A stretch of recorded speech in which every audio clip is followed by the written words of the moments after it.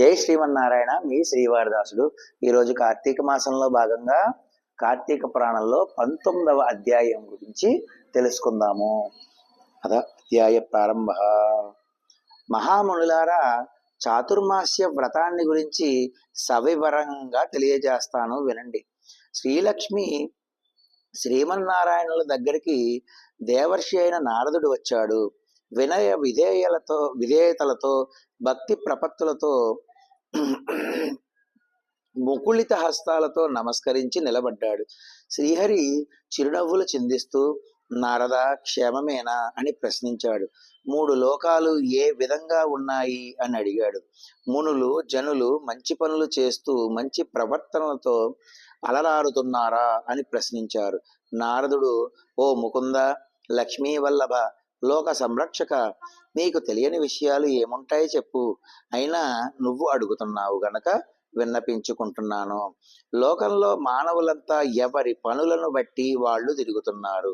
చేయవలసిన పనుల పట్ల శ్రద్ధ లేకుండా ఉంది. పుణ్యవ్రతాలు చేసేవారు కూడా వాటిని నిర్విఘ్నంగా పూర్తి చేయలేకపోతున్నారు. ఇతరులను నిందించడం, అహంకారం బాగా పెరిగిపోయినాయి. తినకూడని పదార్థాలైన మధు మాంసాల పట్ల మోజు కలగడంతో హింసలు చేస్తున్నారు. చేయరాని దుష్కృత్యాలను చేస్తున్నారు. అటువంటి వారిని ఉద్ధరించి కాపాడవలసిన వాడవు నువ్వే కదా జగద్రక్షక అంటూ లోకరీతిని అంతటినీ వివరంగా చెప్పాడు నారదుడు. నారదుడు చెప్పినదంతా విన్న శ్రీ మహావిష్ణువు లోకాలను సంరక్షించడం కోసం, ధర్మాన్ని సముద్ధరించడం కోసం లక్ష్మీ సహితుడై భూలోకానికి వచ్చాడు. పుణ్యక్షేత్రాలు, పుణ్యతీర్థాలు, మహర్షుల ఆశ్రమాలు తిరుగుతున్నాడు. అసలు రూపంలో కాకుండా ముసలి దంపతుల రూపంలో తిరుగుతున్న ఆ లక్ష్మీనారాయణులను కొందరు నిరసిస్తున్నారు. మరికొందరు గౌరవించి ఆదరించి అతిథి సత్కారాలు చేస్తున్నారు. అసలు వీళ్ళని పట్టించుకోకుండా వాళ్ళ పనులలో వాళ్ళు లీనమైపోయారు ఇంకొందరు. ఈ విధంగా ప్రజలు అనేక రకాలుగా తిరగడం చూసిన రమామాధవులు ఋష్యాశ్రమాలకు బయలుదేరారు. అలా ప్రయాణిస్తూ మహర్షులను సందర్శిస్తూ నైమిషారణ్యానికి చేరుకున్నారు. సూత సౌనకాది మహర్షులు ఆ వృద్ధ దంపతులను భక్తి శ్రద్ధలతో ఆరాధించారు. వారిలో జ్ఞానసిద్ధుడనే యోగి పుంగవుడున్నాడు.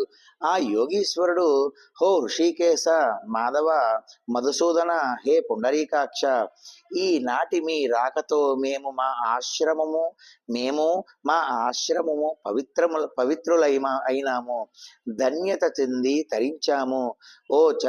ఓ చరాచర జగన్నాటక సూత్రధారి పరంధామ, లోకాలన్నీ అతలాకుతలమైపోతున్నాయి, సత్కర్మలకి దూరమైపోతున్నాయి, దుర్మార్గాలకి గురి అవుతున్నాయి. ఓ లోకరక్షక, లోకాన్ని తరించే ఉపాయాన్ని ఉపదేశించు అని వేడుకున్నాడు. శ్రీమన్నారాయణుడు, జ్ఞానసిద్ధ, కోరుకోవలసిన కోరికనే కోరుకున్నావు. లోకాన్ని ఉద్ధరించాలనే ధ్యేయంతోనే నేను లక్ష్మితో కలిసి భూలోకానికి వచ్చాను. లోక శ్రేయస్సే ధ్యేయంగా పెట్టుకున్నందుకు గాను నేను నీకు 2 వరాలను ఇస్తాను, కోరుకో అన్నాడు శ్రీహరి. జ్ఞానసిద్ధుడు, దేవదేవ, ప్రాపంచిక వ్యామోహాలకు అతీతంగా తిరగలేకపోతున్నాను కనుక పరంధామ, నీ అందే మనసు లగ్నమై ఉండేటట్లు అనుగ్రహించమని మొదటి వరంగా కోరుకున్నాడు. అనుగ్రహిస్తానన్నాడు పరంధాముడు. 2వ వరం కోరుకోమన్నాడు శ్రీ మహావిష్ణువు. దురాచారములు, పాపకర్మలు, స్వార్థ చింతనలు ప్రజలలో బాగా పెరిగిపోయినాయి కనుక అవి తొలగిపోయి ప్రజలు ధర్మచింతనులై ప్రవర్తించడానికి అనుకూలత కలిగించగల వ్రతాన్ని దేన్నైనా అనుగ్రహించు అని 2వ వరంగా కోరుకున్నాడు. జ్ఞానశుద్ధిని కోరికను విన్న లోకరక్షకుడు, నీ కోరికను సిద్ధింపజేయగల ఒక వ్రతాన్ని అనుగ్రహిస్తాను.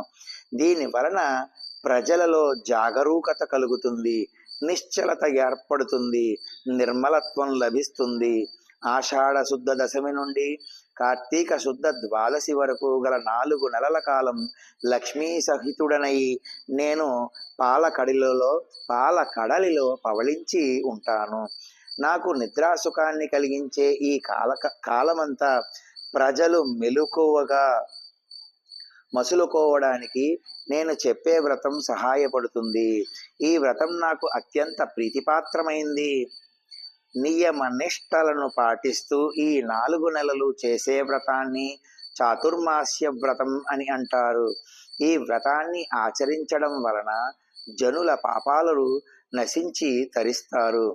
జరాభారం అంటే ముసలితనం బాధలు, ఆరోగ్యభంగం, అనారోగ్యాలు, జన్మ వలన కలిగే బాధలు ఏమీ ఉండవు.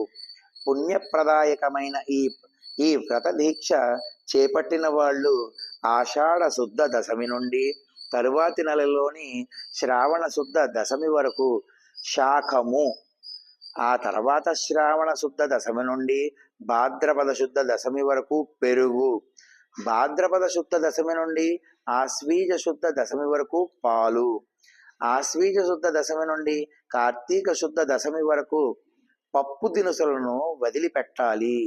క్రమక్రమంగా నేను చెప్పిన వాటిని ఒక్కొక్కటిగా వదిలిపెడుతూ పరిమితమైన ఆహారాన్ని తీసుకుంటూ పూజా పునస్కారాలతో ఈ 4 నెలల కాలం భక్తి తత్పరులై నన్ను సేవిస్తుండాలి. ఆ విధంగా నన్ను సేవించే వారికి నేను ముక్తిని ప్రసాదిస్తాను. నాకు నిద్ర, మెలకువ, సుషుప్తి అనే 3 అవస్థలు లేవు. వీటికి అతీతుడని నేను. భక్తులు నిద్రా పరిశీలనమే నాకు నిద్రావస్థ కనుక ఓ జ్ఞానసిద్ధ, నేనే ఈ 4 నెలలు నిద్ర నెపంతో పడుకున్నా భక్తి గల వాళ్లను పరిశీలిస్తూనే ఉంటాను. 3 కాలములందు ఉదయం, మధ్యాహ్నం, సాయంకాలాలు నన్ను స్తుతించే వాళ్ళకి, నిశ్చలమైన మనస్సుతో క్రమం తప్పకుండా నన్ను పూజించే వాళ్ళకి నేను ప్రసన్నుడనవుతాను అని ప్రబోధ చేశాడు. శ్రీహరి వైకుంఠానికి వెళ్ళి శేషతల్పం మీద శయనించి ఉన్నాడు. పాపాత్ములు, దుర్మార్గులు ఈ వ్రతం వలన మంచి ప్రవర్తన గలవారవుతారు. అన్ని కులాలు వారు ఈ వ్రతాన్ని చేయవచ్చు. ఈ వ్రతాన్ని నిందించిన, నిరసించిన గోహత్య మహాపాతకాన్ని, జన్మలు సురాపానం చేసిన దోషాన్ని పొందుతారు అని అంగీరస మహర్షి వివరంగా చెప్పారు. ఆచార ప్రభవో ధర్మో ధర్మస్య ప్రభురచ్యుత అన్నట్లుగా మనం చేయవలసిన ఆచారములను, పనులను, ధర్మములను నిర్దేశించినది, వాటికి ప్రభువైనది పరమాత్మ కనుక ఆయా కాలములయందు ఆయా ధర్మములను ఆచరించి సన్మార్గులవ్వాలి. చిన్ని నా పొట్టకి శ్రీరామ రక్ష కాకుండా లోకా సమస్త సుఖినో భవంతు అన్న భావనతో ఉంటే జ్ఞానసిద్ధునికి వలె భగవంతుని దర్శనం అయిన అనుగ్రహాలను పొందవచ్చు అని అనుగ్రహించాలి. జయ శ్రీమన్నారాయణ. చాలా అద్భుతమైన చాతుర్మాస్య వ్రతం గురించి శ్రీ మహావిష్ణువు నారదుడితో ఎంతో వివరంగా చెప్పాడు. ఈ యొక్క జ్ఞానసిద్ధుడు ఆ ముసలి వేషధారణలో ఉన్నటువంటి లక్ష్మీనారాయణని చూసి గుర్తుపట్టేశాడు అనమాట. అంటే ఆయన చేసుకున్న కర్మానుష్ఠాన బలం. కాబట్టి చాతుర్మాస్య వ్రతం అనేది చాలా చాలా శక్తివంతమైనది.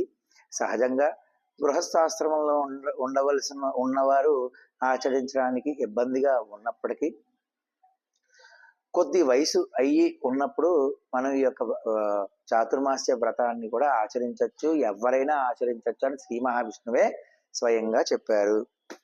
వీలున్నవారు ఆచరిద్దాం. నేను వచ్చే సంవత్సరం ఆచరించడానికి ప్రయత్నిస్తాను. స్వామివారు మరి నా చేత చేయించుకోవాలి తప్ప ఇంకేం కాదు. ఈ 4 నెలలు కూడా ఉండడానికి ప్రయత్నించి తీరతాను ఖచ్చితంగా. జై శ్రీమన్నారాయణ. మీ శ్రీవారి దాసుడు.